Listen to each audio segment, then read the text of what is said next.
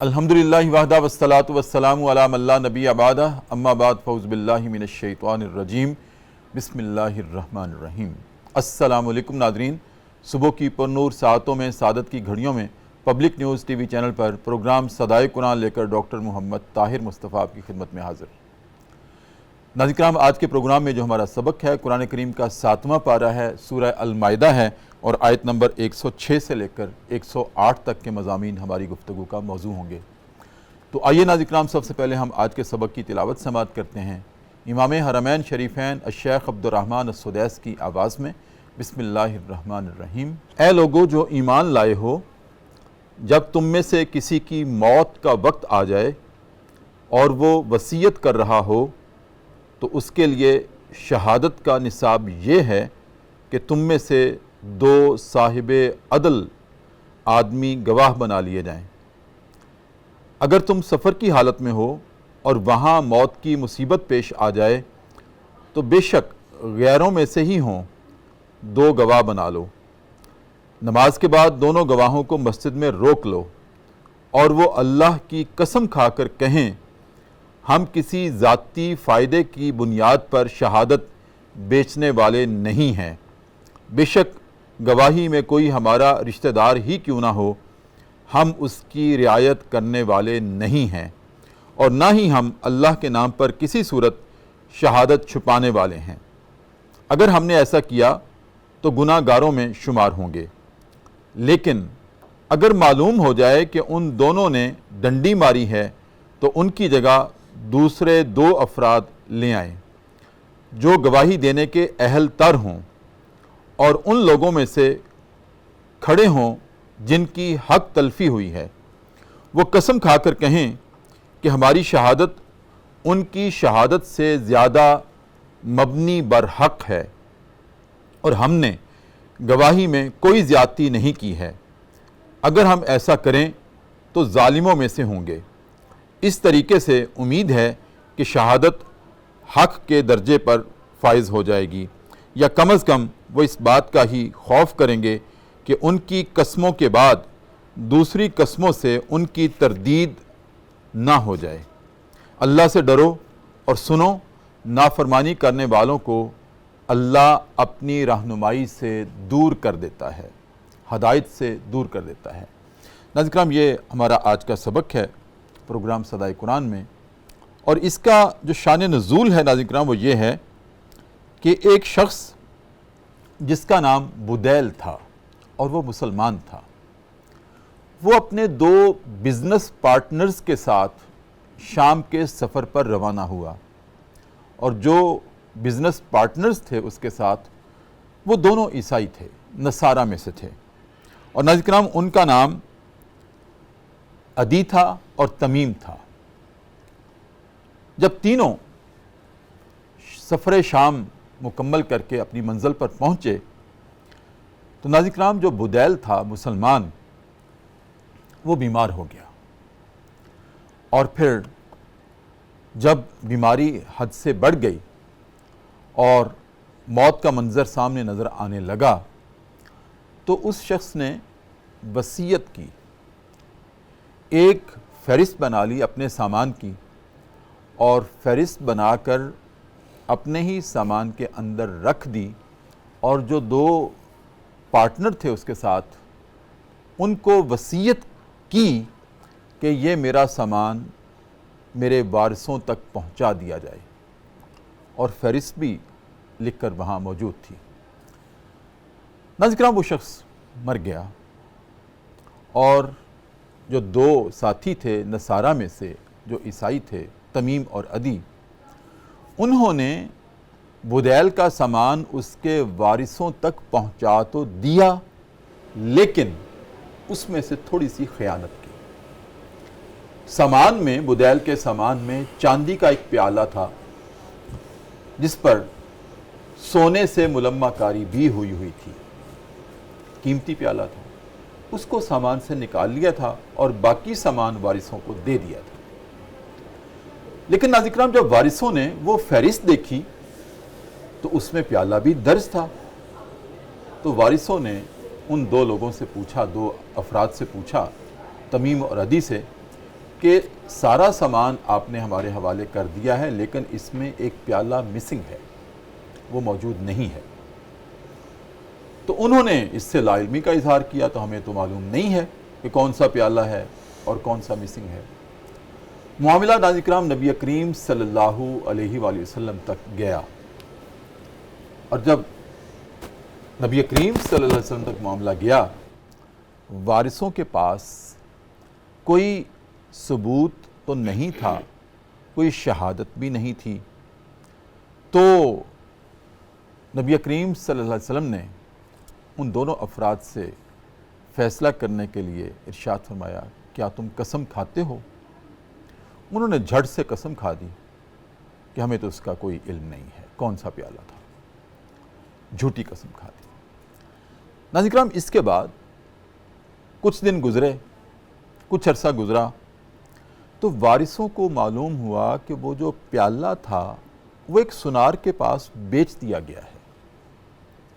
جب پتہ چل گیا، پھر ان دونوں افراد کو وارثوں نے بلایا اور پھر معاملہ نبی کریم صلی اللہ علیہ وسلم تک گیا۔ اب بھی وارثوں کے پاس کوئی سچ عینی شاہد موجود نہیں تھے اس سارے معاملے کے۔ یہ تو معلوم ہو گیا کہ اس نے، تمیم اور عدی نے، وہ پیالہ چرا کر مال میں سے کسی سنار کو بیچ دیا تھا۔ اب دوبارہ جب ان سے پوچھا گیا کہ پیالہ تو ایک سنار کے پاس بیچا گیا ہے، تو وہ دونوں افراد کہنے لگے، ہم نے تو وہ بدیل سے خرید لیا تھا۔ اب بھی جھوٹ بولا کہ ہم نے تو وہ خرید لیا تھا۔ لیکن ناظرین کرام اس سارے معاملے کے، جیسے میں نے عرض کیا کہ وارثوں کے پاس اب بھی کوئی شہادت نہیں تھی۔ پہلے انہوں نے قسم کھائی تھی کہ ہمیں معلوم نہیں ہے۔ اب جو آج کے سبق میں ایک تلقین فرمائی گئی ہے کہ اگر ایسی بات ہو جائے تو پھر جس کی حق تلفی ہوئی ہے وہاں سے دو افراد لے لو اور وہ شہادت دیں کہ یہ شخص جھوٹ نہیں بول رہا، یہ صادق القول ہے، ہم نے ساری عمر اس سے معاملہ کیا ہے، کبھی اس کو بددیانت نہیں پایا، کبھی جھوٹا نہیں پایا، کبھی کاذب نہیں پایا۔ لہٰذا وہ دو افراد جن کی حق تلفی ہوئی ہے ان میں سے گواہی دیں کہ یہ سچے ہیں۔ اور اسی طرح ہوا ناظرین کرام، پھر بدیل کے وارثوں میں سے دو افراد آئے اور انہوں نے شہادت دی قسم کھا کر کہ بدیل جو وفات پا گیا تھا اس کے وارثوں کی حق تلفی ہوئی ہے، یہ جھوٹ نہیں بولتے، واقعی ایک سنار کے پاس وہ پیالہ پایا گیا ہے اور یہ شہادت موجود ہے کہ کہیں کسی نہ کسی نے وہاں بیچا ہے آ کر، ظاہر ہے بیچنے والے وہی شخص تھے۔ لہٰذا ناظرین کرام پھر قضیہ اس بات پہ ختم ہوا کہ نبی کریم صلی اللہ علیہ وسلم نے وارثوں کی شہادت پر ان سے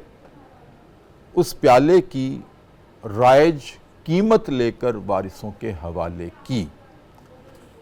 یہ ناظرین کرام آج کا سبق ہے ہمارا۔ اب اس میں ہمیں کیا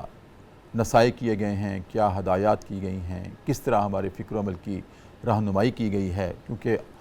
آج کی زندگی میں بھی ایسے معاملے پیش آتے ہیں، عدالتوں میں بھی جاتے ہیں، گھروں میں بھی رہتے ہیں، پنچایتوں میں بھی جاتے ہیں، تو فیصلہ کیسے کیا جائے، قسم کون کھائے، قسم پر فیصلے کی شرعی حیثیت کا تعین کیسے ہوتا ہے، یہ سارا معاملہ آج کے پروگرام صدائے قرآن میں ہم ڈسکس کریں گے۔ اور ناظرین کرام ڈسکس کرنے کے لیے، گفتگو فرمانے کے لیے جید علماء کرام جو پروگرام صدائے قرآن کا مستقل حصہ ہیں، میری دائیں جانب تشریف رکھتے ہیں جناب مولانا محمد طیب عثمان الحسینی۔ ماشاءاللہ آپ خطیب بھی ہیں، عالم دین ہیں، آپ قرآنیات پر، حدیث پر ماشاءاللہ خوب دسترس رکھتے ہیں۔ ایک عمر گزر گئی ہے قال اللہ و قال رسول کی صدائیں بلند کرتے ہوئے۔ السلام علیکم۔ وعلیکم السلام ورحمۃ اللہ۔ کیسے مزاج؟ جی الحمدللہ۔ اور ناظرین کرام میری بائیں جانب تشریف رکھتے ہیں جناب مفتی محمد طاہر ایڈوکیٹ۔ ماشاءاللہ میرے ہم نام ہیں، مجھے راحت ہوتی ہے جب تشریف لاتے ہیں، چونکہ آپ ایڈوکیٹ ہیں، آپ نے لاء پڑھا ہوا ہے، شریعہ لاء بھی آپ نے پڑھا ہوا ہے، آپ نے دین اور دنیا کی تعلیم کا حسین امتزاج اپنی ذات میں سمویا ہوا ہے۔ تو آج کا پروگرام چونکہ کچھ اس میں قانونی معاملات بھی ہیں، تو بطور خاص ہم نے دعوت دی جناب مفتی محمد طاہر ایڈوکیٹ کو، اور دیکھتے ہیں کہ ہماری ماشاءاللہ کس طرح سے وہ رہنمائی کرتے ہیں۔ السلام علیکم۔ السلام ورحمۃ اللہ وبرکاتہ۔ کیسے مزاج؟ الحمدللہ ٹھیک ہے۔ مولانا، آج کے سبق کا جو مقدمہ، اس میں شان نزول کے طور پر میں نے مختصراً کچھ ماجرا بیان کیا کہ کیا ہوا تھا، کیسے ہوا تھا۔ وہ سارا منظرنامہ جو ہے آج ہمارے فکر و عمل کی کیسے تطہیر کرتا ہے۔ آج ہمیں اگر یہ ایسا کوئی معاملہ پیش آ جائے تو ہم جو گواہی کے طور پر افراد کا چناؤ کریں گے، ہم کیسے جج کریں گے، کیسے اس بات کا تعین کریں گے کہ یہ صاحب عدل ہیں؟ کیا ان کا کردار دیکھا جائے گا، گواہی دینے والوں کا بھی، اور ان کی گفتار دیکھی جائے گی، ان کا کردار دیکھا جائے گا، اور پھر گواہی میں کیا کیا شرائط ہوتی ہیں، کیا کیا اس میں نزاکتیں ہیں۔ شان نزول کے اعتبار سے میں چاہتا ہوں روشنی ڈالیے۔ بسم اللہ الرحمن الرحیم۔ یہ فسادات کے طوفان نہ اٹھتے ہرگز، یہ فسادات کے طوفان نہ اٹھتے ہرگز، مسلمان گر واقف ہوتا قرآن سے۔ قرآن مجید میں اللہ تعالیٰ نے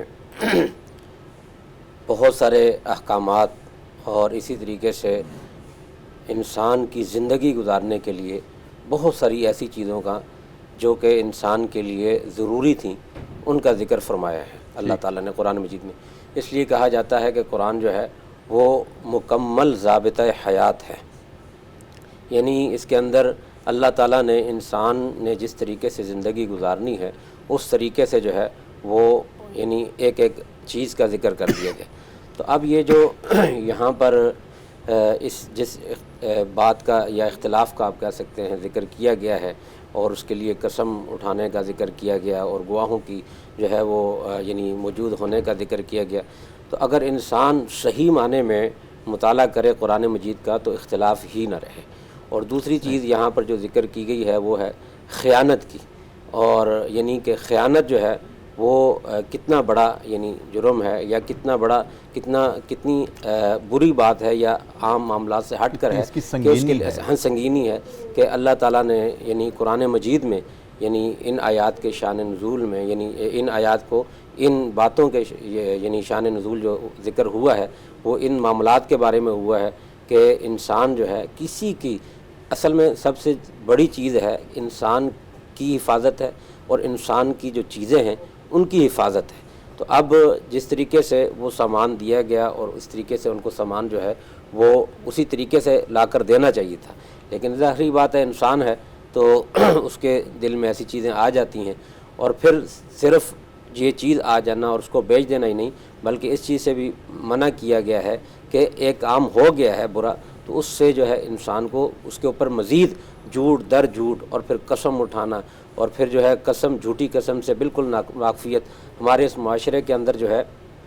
وہ اس قسم کو یعنی عام طور پر قسم جو ہے وہ یعنی اٹھانے کا جو ہے وہ رواج ہے، قسم اٹھائی جاتی ہے اپنی بات کو صحیح ثابت کرنے کے لیے، حق نہیں دیکھتے کہ حق کسی کا مر رہا ہے یا نہیں مر رہا، تو یہ بہت بڑی یعنی اس حوالے سے کوتاہی اس معاشرے کے اندر پائی جاتی ہے۔ تو قسم ہر بات پر نہیں اٹھانی چاہیے، اور قسم جو ہے یہ کسی چیز کے ثبوت کے لیے نہیں ہوتی، بلکہ اگر کوئی آدمی یعنی جس طریقے سے مدعا علیہ پر جو ہے وہ الزام لگتا ہے تو وہ اس کا انکار کرتا تو پھر اس کے اوپر یعنی ثبوت کے لیے کہیں بھی قسم، اور یہاں چھوٹی چھوٹی بات کے ثبوت کے لیے قسم اٹھائی جاتی ہے، اور جو ہے اصل کوئی انکار کرے تو اس کے جو ہے وہ بدلے میں ضرورت کے تحت جو ہے وہ قسم اٹھائی جاتی ہے۔ بالکل ٹھیک۔ مفتی صاحب نے بہت خوبصورت انداز میں ابتدا کی ہے، مفتی صاحب لالچ کی بات کی ہے کہ انسان ہے نا لالچ میں آ جاتا ہے، خیانت کر بیٹھتا ہے۔ ہونا تو یہی چاہیے کہ اگر آپ کے پاس کسی نے امانت رکھی ہے تو من و عن اس طرح سے واپس کرنا چاہیے، لیکن وہی بات کہ انسان ہے، اور انسان بعض اوقات مفتی صاحب اس درجے تک گر جاتا ہے۔ ہم روز مشاہدہ کرتے ہیں، میڈیا میں اخبار میں پڑھتے ہیں، ٹیلی ویژن میں سنتے ہیں کہ انسان کہاں سے کہاں تک گر جاتا ہے ایک مال کی خاطر، انسانی جان کو ضائع کر دیتا ہے مال کی خاطر۔ بہت عرصہ پہلے کی بات ہے، ہمارے وطن عزیز میں راولپنڈی میں ایک حادثہ ہوا تھا فیض آباد پر، کہ کیمپ تھا اوجڑی کیمپ، وہاں سے میزائل بلاسٹ ہوئے اور وہ سارا تباہ و بربادی جتنی ہو سکتی تھی اس واقعے میں ہوئی، اور کہیں گھروں میں گرے، کہیں راہ چلتے ہوئے مسافروں پر میزائل گرے۔ تو ایک شخص، میں موجود تھا وہاں ان دنوں میں، ایک شخص ایسے اپنے بازوؤں کو اوپر کپڑا ڈال کر بھاگ رہا تھا۔ تو لوگوں نے سمجھا، اور اس نے بھی پریٹینڈ یہ کیا کہ بچہ ہے اس کے پاس اور اس کو بچانے کے لیے بھاگ رہا ہے، لیکن ایک اور میزائل آیا اور اس شخص سے ٹکرایا، اور وہ شخص جب گرا تو اس کے ہاتھ میں بچہ نہیں تھا، ایک عورت کا بازو تھا جس پر سونے کی چوڑیاں تھیں۔ اب اس سے کیا ماجرا سامنے آیا کہ پہلے اسی حادثے میں اس نے کہیں سڑک پر ایک خاتون گری ہوئی دیکھی جو وفات پا گئی ہوگی اسی حادثے کے دوران، اس کے بازو پر سونے کی چوڑیاں تھیں، اور اس نے بازو الگ کیا اور بھاگ رہا تھا گھر لے جانے کے لیے، اور پریٹینڈ یہ کر رہا تھا کہ اس کے ہاتھ میں بچہ ہے۔ دیکھیں اللہ جب ظاہر کرنے پہ آئے تو کس طرح کر دیتا ہے۔ اب یہاں سے آپ اندازہ کریں کہ انسان اس حد تک گر جاتا ہے مال کی خاطر، اس کو ترس نہیں آیا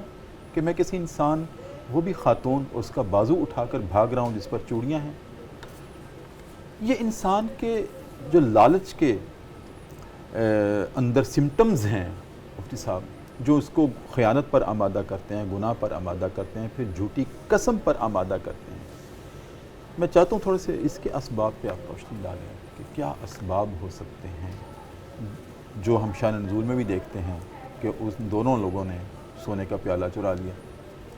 اور جو میں نے آپ کو قصہ بتایا اس میں بھی سونا کی چوڑیاں۔ یہ کیوں انسان ایسے گر جاتا ہے؟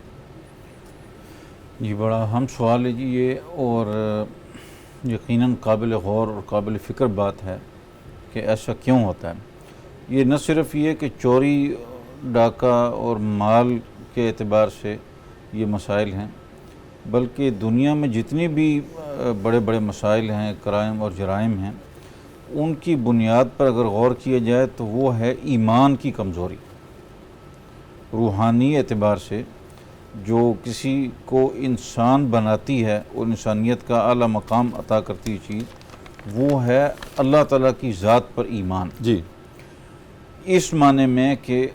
رازق اللہ تعالیٰ ہے۔ جب انسان یہ سمجھتا ہے کہ میں ہی اپنا رازق ہوں اور میں نے اپنے آپ کو یعنی اس دنیا میں جو ہے وہ سروائیو کرنا ہے اور بچانا ہے، اور میں نے اگر دنیا میں ترقی کرنی ہے تو مجھے اپنی ہی محنت پر جو ہے وہ اور کسی بھی قیمت پر جو ہے وہ اس مال کو حاصل کرنا ہوگا، یہ مال اور دولت ملے گی تو میری زندگی بنے گی، عزت بنے گی، مقام ہوگا، اور اگر یہ نہیں ہوگا تو یہ ساری چیزیں چھن جائیں گی یا ہوں گی نہیں سرے سے، تو پھر وہ اس طرح کی چیزوں کی طرف آتا ہے۔ لیکن جب ایک آدمی کا یہ یقین ہو، ایمان ہو کہ رزق تو اللہ تعالیٰ نے دینا ہے، بالکل، اور اللہ تعالیٰ نے فرمایا کہ ان اللہ هو الرزاق، جب قرآن مجید کی طرف آئے گا تو اللہ تعالیٰ فرماتے ہیں کہ رزاق تو ہوں ہی صرف میں،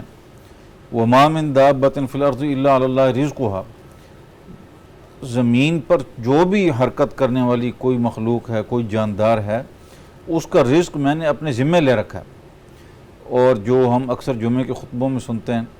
کہ الا وان نفسا لن تموت حتی تستکمل رزقها فاتقوا اللہ واجملوا فی الطلب وتوکلوا علیہ فإن اللہ یحب المتوکلین۔ حضور نبی اکرم صلی اللہ علیہ وسلم نے فرمایا ہے کہ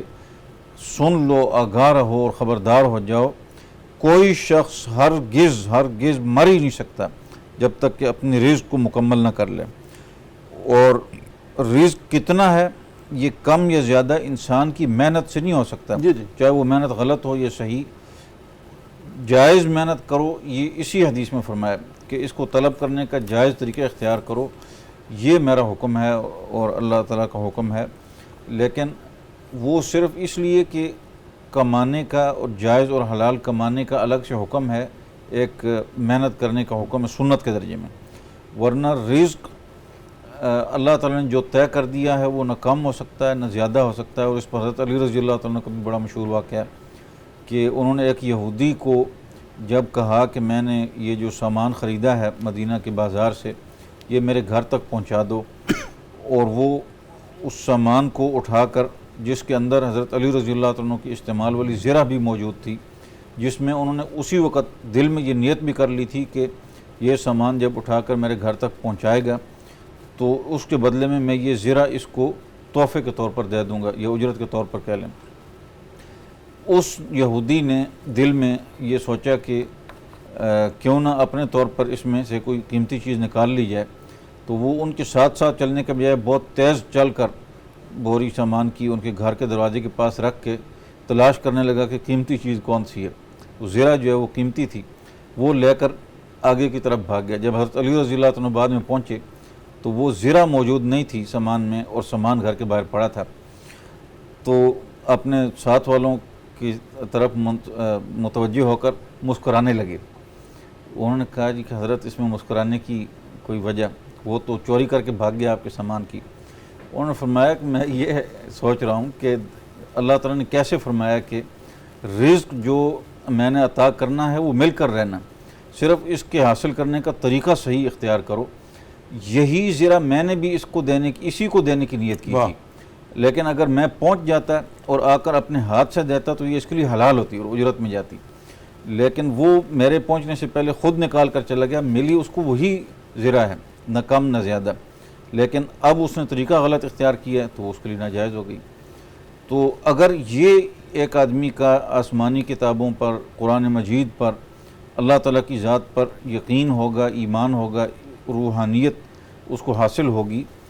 اللہ تعالیٰ کی میرا رزق مجھے مل کے رہنا ہے، بالکل رہنا ہے، تو یہ انسان جائز ذریعے اختیار فرمائے جی رزق کو حاصل کرنے کے لیے تو اللہ ضرور عطا کرتا ہے اور لازمی کرتا ہے۔ آج تک کون سا ایسا پرندہ ہے جو رات کو بھوکا سویا؟ بے شک، حالانکہ صبح اٹھتے وقت اس پرندے کو پتہ نہیں ہوتا کہ مجھے رزق کہاں سے ملنا ہے۔ صحیح بات، لیکن اس دھرتی کے اوپر کوئی پرندہ، میں کہتا ہوں چونٹی بھی بھوکی نہیں سوتی، نہیں سوچ، اللہ اس کو بھی رزق عطا کر کے سلاتا ہے۔ ناظرین کرام، یہ پیغام ہے، یہی صدا ہے ہمارے لیے کہ بجائے اس کے کہ ہم مال میں خیانت کریں، دھوکہ دہی کریں، کسی کا استحصال کریں، کسی کا حق ماریں، چوری کریں، ڈاکہ دیں، ڈاکہ کریں، ڈاکہ ماریں، لیکن اس کے علاوہ بھی اللہ کی ذات پہ اگر ہمارا کامل یقین ہو تو جتنا رزق قسمت میں ہے وہ اللہ بجائے اس کے کہ ناجائز ذرائع اپنائیں، جائز ذریعے سے بھی ہمیں دے سکتا ہے اگر ہماری خواہش ہو، کیونکہ اللہ رب العزت انسان کی جیسے سوچ ہوتی ہے اسی کے ساتھ چلتی ہے، اللہ کی مشیت بھی اسی کے ساتھ چلتی ہے۔ اگر انسان نے یہ طے کر لیا ہے الہ العالمین میں نے تیرا ہی عطا کیا ہوا رزق کھانا ہے، میں نے کسی انسان سے جھینا جھپٹی نہیں کرنی، کسی کا حق نہیں مارنا، کسی کا استحصال نہیں کرنا، تو پھر اللہ بھی یہی اس کا فرمان ہے کہ جو میری طرف بڑھتا ہے، ایک بالشت بڑھتا ہے، میں 10 بالشت اس کی طرف جاتا ہوں۔ ناظرین کرام، یہی صدائے قرآن ہے۔ ایک وقفہ ہے اور وقفے میں ہم جایا کرتے ہیں دربار رسالت میں اور اپنے نبی کریم صلی اللہ علیہ وسلم کی ذات اقدس پر والہانہ انداز میں درود کریم کا نذرانہ پیش کرتے ہیں اور واپس آتے ہیں۔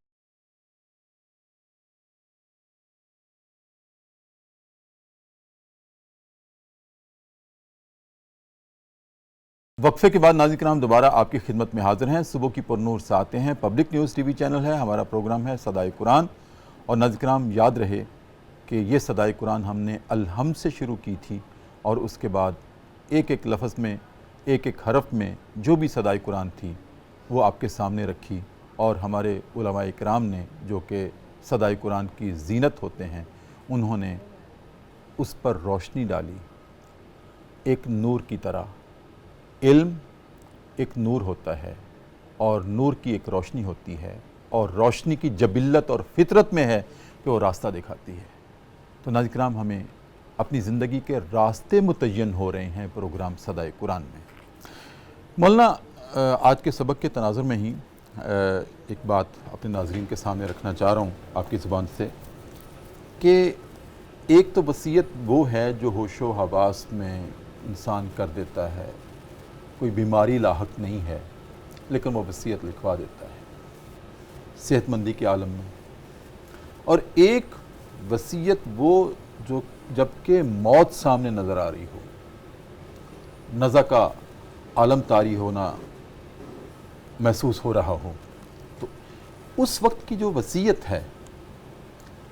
اچھا، پھر ہم دیکھتے ہیں کہ بدیل نے جو یہاں پر وصیت لکھی، اس نے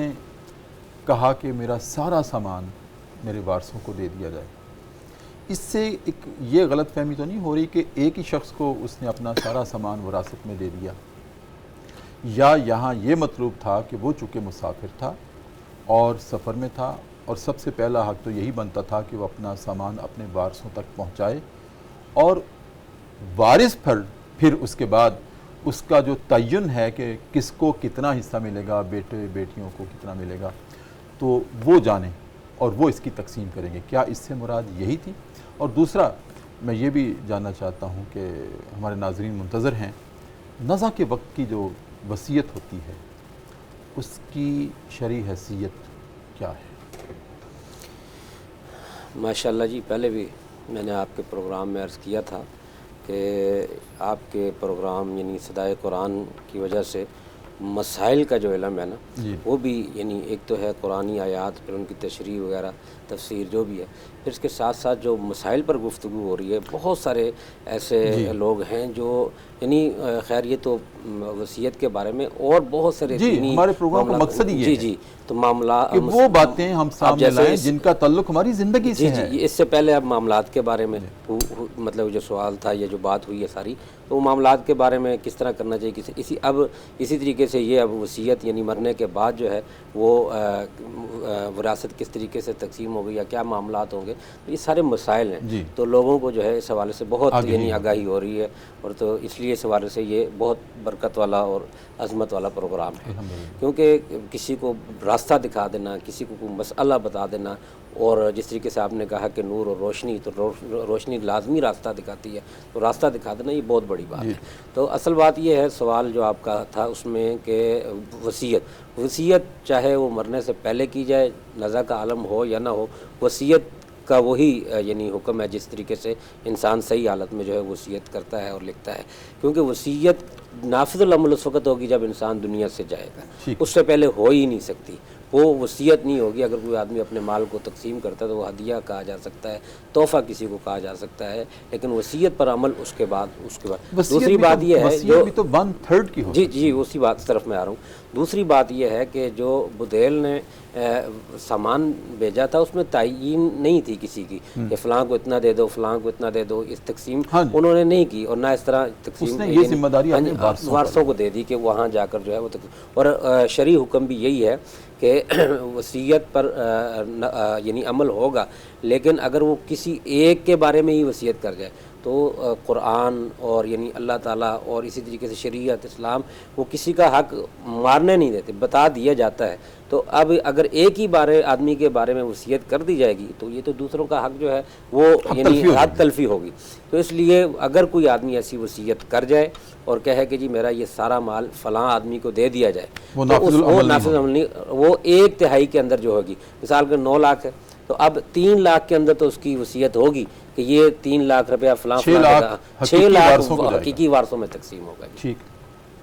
ٹھیک ہے. تو بے شک نزع کے وقت ہو یا نزع کے وقت ہو یا اس سے پہلے ہو، وصیت غرغرہ طاری ہو جائے اور اس وقت جو انسان کہے وہ، اور پہلے نہیں وہ یہ تھوڑا سا اس میں یہ کہ اب دیکھیں اس وقت تو انسان کی بڑی عجیب کیفیت، اس وقت منہ سے کوئی ایسا لفظ نکل جائے تو وہ جو گواہ کا ذکر کیا کہ گواہوں کی موجودگی میں کرے، وہ اسی لیے کہ وہ اس کی پھر تعین کر دیں کہ کیا کیا معاملہ اور کس کس حوالے سے بات ہوئی. اور یہاں پر جو عدل ہے یا گواہی کو ذکر کیا گیا ہے تو وہ وہاں پر بھی عادل ہو، عادل اللہ تعالیٰ کی صفت ہے. تو اسی طریقے سے یعنی امانت دار ہونے چاہیے وہ لوگ کہ امانت دار ہوں گے، کیونکہ آگے الفاظ یہ ہیں جب تم پر موت کی مصیبت طاری ہو جائے، اس سے مراد وہی غرغرہ ہے، وہی نزع کا وقت ہے. اس کے لیے پھر ساتھ شریعت نے 2 گواہ ہیں، ایسا نہ ہو کہ زبان سے غرغرہ میں کیا نکل جائے، اور اس کے لیے تو وہ تعین کر سکے. ٹھیک ہے. مفتی طاہر صاحب، قسم پر فیصلے کہ قواعد و ضوابط چاہتا ہوں کہ، لیکن قسم کی نوعیت کب آتی ہے اور قسم کے آداب کیا ہیں، قواعد کیا ہیں، ضوابط کیا ہیں، کون قسم کھائے، اور پھر قسم کی حیثیت اور اس قسم کے اوپر اگر گواہ موجود بھی نہ ہوں تب بھی فیصلہ ہو سکتا ہے. میں چاہتا ہوں ذرا تفصیل سے. جی، قسم سے متعلق جو ہے وہ ان آیات میں جو آج ہم نے ہمارے زیر بحث ہیں، ہم نے یہ دیکھا کہ اللہ رب العزت نے وصیت سے متعلق یہ فرمایا اگر شک بھی پڑ جائے، یعنی کچھ قرائن سے واقعات سے معلوم ہو جائے کہ مدعی کے پاس تو گواہ نہیں تھے، لیکن مدعا علیہ جو ہے اس نے جو قسم کھائی ہے، قسم تو کھا لی ہے، لیکن اس کی قسم کھانے کے بعد حالات و شواہد بتا رہے ہیں کہ اس کی قسم جھوٹی تھی، تو اس صورت میں مدعی سے بھی جو ہے وہ مدعی کی طرف سے 2 گواہ کھڑے ہوں جو یہ قسم کھائیں کہ ہم اللہ کی قسم کھاتے ہیں کہ یہ جو ان مدعا علیہ کے گواہوں نے گواہی دی ہے ان کی گواہی سے ہماری گواہی زیادہ معتبر اور زیادہ قابل قبول ہے، اور ہم یہ کہہ رہے ہیں کہ ان کی جو قسم تھی وہ غلط تھی اور جھوٹی تھی. تو اس پر جو ہے وہ قرآن مجید نے کہا ان آیات میں کہ فیصلہ ہوگا مدعی کے حق میں. یہ ہم کیسے تعین کر سکتے ہیں کہ وہ 2 شخص جو ہیں وہ صاحب عدل ہیں؟ اس کا کیا معیار ہے؟ صاحب عدل کی جہاں تک بات ہے، اس یعنی عدالت بھی اس کو کہتے ہیں کہ یہ جو عمل ہے قسم کا، کہ قسم اٹھانے والے جو ہیں ان کے اندر صفت عدل موجود ہو اور عدالت والی صفت موجود ہو. عدل کا لفظی معنی تو ہے برابر کرنا، برابر یا جس کا جتنا حق بنتا ہے وہ اس کو وہ دینا، جس کا جو حق ہے وہ اس کو دینا. برابر تو مساوات ہوتی ہے. جی. اور لیکن اس جگہ پر گواہی کے معاملے میں جہاں پر عدالت کی بات آئے گی اس کا مطلب یہ ہوتا ہے کہ وہ گواہ جو ہے بالغ بھی ہو، نابالغ نہ ہو، عقل مند ہو، مجنون یا دیوانہ نہ ہو، اور اسی طریقے سے جو ہے مسلمان ہو، غیر مسلم نہ ہو، اور پھر یہ ہے کہ وہ اپنی گواہی میں سچا ہو، امانت کا جو پاسدار ہو، دیانتداری لوگوں کے ہاں اس کی مشہور ہو، اس کی زندگی اپنی صفات کے ساتھ لوگوں کے سامنے اظہر من الشمس ہو، کس نے کبھی دھوکہ نہیں کیا، کبھی کسی کو فریب نہیں دیا. تو اس سے مراد یہ ہے کہ وہ صاحب عدل ہے. صاحب عدل ہے، اور گناہ کبیرہ اور شریعت کے خلاف جتنی بھی چیزیں ہیں ان کا اعلانیہ طور پر مرتکب نہ ہو. صحیح. اس کی ذاتی زندگی سے ہمیں کوئی غرض نہیں ہے کہ وہ دل میں کیا اس نے رکھا ہوا ہے یا اس بند کمرے میں اس کی کیا زندگی ہے، لیکن لوگوں کے سامنے جو اس کی زندگی ہے وہ کم از کم اس حد تک ہو کہ قابل قبول ہو، لوگوں کے ہاں اس کا معیار اچھا ہو، اس کو عادل کہا جائے گا اور اس شخص کی ہی گواہی لی جائے گی. اس عادل کے مقابلے میں لفظ ہے فاسق، یعنی فاسق کی گواہی قبول نہیں ہوگی. مولانا کیا فرمائیں گے آپ مزید اس پہ؟ کس حوالے سے؟ اسی کہ ایک شخص ہم اس کی زندگی کو کیسے جانچ سکتے ہیں کہ یہ عادل ہے؟ عادل ہے تو اصل میں اس کی زندگی سے اسی طریقے سے کہ اس کا قول، اس کا فعل، اس کے حالات یعنی لوگوں کے سامنے ہوتے ہیں تو وہ بتا سکتے ہیں کہ اس حوالے سے یعنی یہ صفات اس کے اندر ہیں، اور آیا یہ اس یعنی جس کام کے لیے اس کو پیش کیا جا رہا ہے اس کام کا یہ اہل ہے کہ نہیں. اور اسی طریقے سے سب سے بڑی چیز جو ہے وہ عدل کے حوالے سے میں نے پہلے بھی ذکر کی کہ امانت دار ہونا چاہیے، کیونکہ امانت کے حوالے سے جو ہے وہ آگے اس سے قسم لی جائے گی یا کسی اور معاملے میں، تو اس لیے اس کا امانت دار ہونا ضروری ہے. اچھا، ایک مفتی صاحب مولانا یہ بھی فرمائیں کہ ایک مسلمان کی شہادت غیر مسلم کے لیے کتنی مؤثر ہوگی اور غیر مسلم کی شہادت مسلمان کے لیے کتنی مؤثر ہوگی؟ دیکھیں جی، جو اصول ہے وہ ذکر کر دیا جائے تو بات بڑی واضح ہو جائے گی کہ جو مسلمان کی آپ کی اجازت ہو ایک وقفہ لے لوں؟ جی. اس کے بعد جی آپ سے سلسلہ کلام یہیں سے شروع کر لیں گے. ناظرین کرام، وقفہ ہے، ایک مرتبہ پھر پروگرام صدائے قرآن میں، اور چلتے ہیں دربار رسالت میں اور اپنے نبی کریم صلی اللہ علیہ وسلم کی ذات اقدس پر والہانہ انداز میں درود کریم کا نذرانہ پیش کرتے ہیں. واپس آتے ہیں.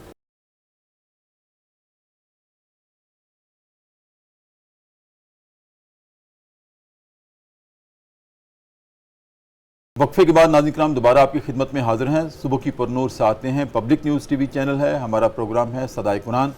جو الحمدللہ رب العالمین اپنے انداز کا, اپنے اسلوب کا ایک منفرد پروگرام ہے, جس میں ناظرین کرام کے ہر لفظ سے, ہر حرف سے آپ کو صدائے قرآن پیش کی جا رہی ہے. مولانا, قسم کی بات ہو رہی ہے کہ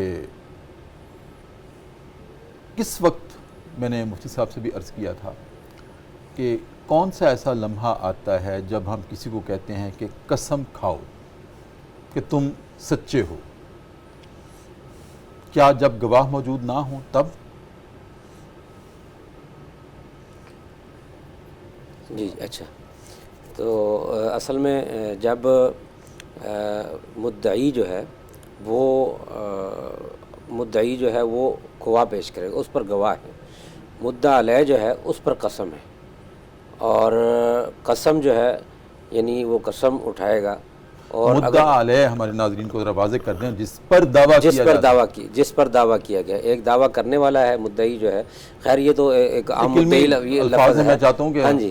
یہ تو عام عمومی طور پر لوگ جانتے ہی مدعی کو, اور مدعی اللہ حفاظت فرمائے. نہیں ٹھیک ہے, آپ کے لیول کے نہیں, یہ عدالتوں میں اور یہ مدعی کا لفظ استعمال کیا جاتا ہے. تو اس حوالے سے ایک تو مدعی وہ ہے جس پر یعنی جو دعویٰ کرے, اور مدعا علیہ جس پر دعویٰ کیا گیا. تو جس نے دعویٰ کیا ہے اس نے اپنی بات پر گواہوں کو پیش کرنا ہے, اور گواہ جو ہے وہی عادل ہونے چاہیے. اور اگر دوسری طرف گواہ نہیں ہے اس کی سچائی کے حق میں وہ قسم اٹھائے گا, اور اس کی قسم پر جو ہے وہ فیصلہ کیا جائے گا. لیکن اگر اس کی قسم غلط ہوئی اور پھر قرائن ایسے جیسے کہ ان آیات میں, تو ایسے قرائن اور شواہد مل جائیں کہ واقعی اس کی قسم جو ہے وہ غلط تھی, تو اب اس کے مدعی کے حق میں فیصلہ کیا جائے گا. اور جس وجہ سے قسم اٹھائی تھی اس نے, اور وہ مال اس کو دیا گیا تھا یا کسی معاملے میں, تو اس کا ازالہ کیا جائے گا مدعی کے حق میں, اور وہ مال اس کو مدعی کے حوالے کیا جائے گا.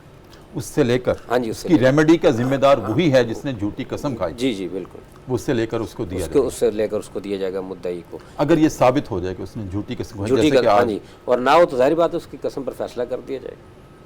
اور اگر قرائن سے ثابت نہ ہو کہ اس نے جھوٹی قسم کھائی تھی, تو پھر تو وہ عند اللہ وہ عند اللہ تو پھر مجرم ہے ہی ہے, لیکن دنیاوی قانون میں اس کے حوالے مال کر دیا جائے گا. اور یعنی اگر کوئی آدمی, یعنی حضرت ابو امامہ کی حدیث ہے, اس کے یعنی روایت ہے, اس میں کہ فرمایا کہ نبی کریم صلی اللہ علیہ وسلم فرمایا کہ اگر کسی کی قسم کی وجہ سے کسی کا مال, کسی کو غلط قسم کی وجہ, جھوٹی قسم کی وجہ سے کسی کا مال دوسرے کو دے دیا گیا, تو قیامت والے دن اس پر جنت کو حرام کر دیا گیا. تو صحابی نے عرض کیا کہ چاہے وہ ہلکی سی چیز ہو, تو نبی کریم صلی اللہ علیہ وسلم نے فرمایا کہ پیلو کی درخت کی لکڑی بھی اگر کسی کو یعنی غلط قسم, جھوٹی قسم اٹھانے کی وجہ سے کسی کی حق تھا اور وہ دوسرے کو دے دیا گیا, تو اس پر بھی جنت حرام ہے. اتنی سخت سزا ہے. مفتی صاحب, ہم دیکھتے ہیں یہ جو مولانا نے بیان کیا کہ جھوٹی قسم کے جو وبال ہیں وہ کس طرح اور اس کی ریمیڈی کیسے ہوتی ہے, ہم اکثر دیکھتے ہیں آج تو ہمارے معاشرے کا یہ بات حصہ بن گئی ہے کہ ہم عام طور پہ جب بازار میں جاتے ہیں دیکھتے ہیں کہ ریڑھی والا وہ جھوٹی قسم کھا کے مال بیچتا ہے, دکاندار قسمیں کھا کے مال بیچتا ہے. تو پھر ان کے مال تجارت کی حیثیت کیا ہے, شرعی حیثیت کیا ہے کہ جو جھوٹی قسموں کے ساتھ بیچا گیا اور آمدنی حاصل کی گئی اور وہ اپنے ان کے بچوں کا رزق بنا, تو اس کا وبال تو پھر نسلوں تک جاتا ہے. بے شک جی, اس بارے میں تو جس چیز کی اہمیت زیادہ ہوتی ہے اس کو بڑی تفصیل کے ساتھ حضور نبی اکرم صلی اللہ علیہ وسلم خود قرآن مجید جو ہے بڑی تفصیل سے واضح کر دیتے ہیں. یہ اتنی خطرناک چیز ہے کہ ایک طرف یہ کہا نبی اکرم صلی اللہ علیہ وسلم نے کہ التاجر الصدوق الامین مان نبیین و صدیقین و شہداء,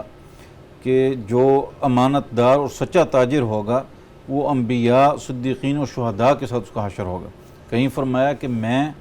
اور وہ ایسے ہوں گے جیسے یہ دو انگلیاں ہیں, شہادت والی انگلی اس کے ساتھ والی. تو اتنا بڑا مقام دیا, اس لیے کہ اس کے جو مقابلے پر ہے, یعنی وہ تاجر جو جھوٹا ہے اور وہ تاجر جو امانت دار نہیں ہے بلکہ خیانت بھی کر رہا ہے اور جھوٹی قسم کے ذریعے سے اپنے مال کو بیچ رہا ہے, وہ فرمایا کہ وہ اس کا جنت میں کوئی حصہ نہیں بلکہ وہ جہنمی لوگوں میں سے اور جہنم کے طبقات میں سے اس کو ایک طبقہ مقدر ہے. اسی طرح فرمایا کہ دنیا کے اندر بھی اس جھوٹی قسم کی سزا یہ ہے کہ وہ مال جو قسمیں کھا کر بیچا جائے، بلکہ اس سے آگے کچھ احادیث میں تو جھوٹی قسم کا ذکر نہیں، مطلقاً قسم کا بھی ذکر ہے کہ وہ مال جو قسم کھا کر بیچا جائے، خواہ وہ قسم سچی تھی، تو پھر بھی اس مال میں سے اللہ تعالیٰ برکت ختم کر دیتے ہیں۔ یعنی وہ مال بظاہر جتنا بھی ہوگا، لیکن مال تو مقصود نہیں ہوتا، مال کے ذریعے ضرورتوں کا پورا ہونا مقصد ہوتا ہے۔ اس شخص کی ضرورتیں اتنی بڑھ جائیں گی، اتنی تکلیفیں بڑھ جائیں گی کہ جتنا بھی اس کے پاس مال ہوگا جو اس طریقے سے اس نے حاصل کیا ہوا ہے وہ اس کے کام نہیں آئے گا، اور اس کی تکلیفیں کم نہیں ہوں گی، اور ضرورتیں پوری نہیں ہوں گی۔ یہ دنیا میں بے برکتی اس کے لیے، اور نسل در نسل جیسا کہ آپ نے فرمایا کہ جو حلال کھاتا ہے اس کی